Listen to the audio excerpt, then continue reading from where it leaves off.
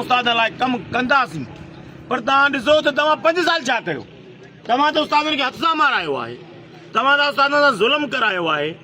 तव्हां परसेंटेज ते 15-15, 20% ते रिटायर कराया आहिनि उस्तादनि जा पैसा खाराया अथव।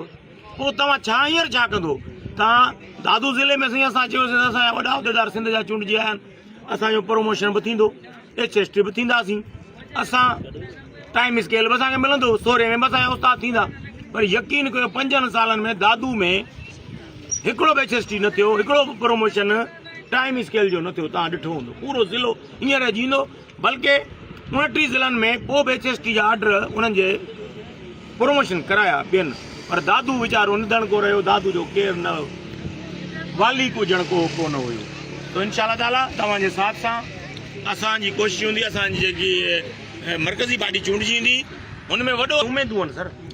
हिकिड़ी माना यकीन कयो एॾी उमेदूं आहिनि जो हाजी शफ़ी मोहम्मद कमु करण जो हुनजो जदोजहद आहे, मुस्तक़िल मिजाज़ी आहे। भली मरी वञे, कुझु बि थी वञे, सड़ी वञे, उते वेठो आहे। मां बि हुन सां उते गुज़ारियो आहे टाइम, उहो हटण वारो न आहे।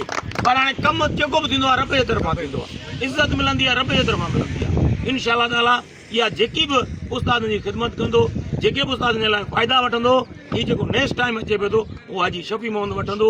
ॿिए कंहिं में ताक़त ई कोन्हे, भली कुझु बि हुजनि, उहो सभु कूड़ आहे, कुझु बि न आहे।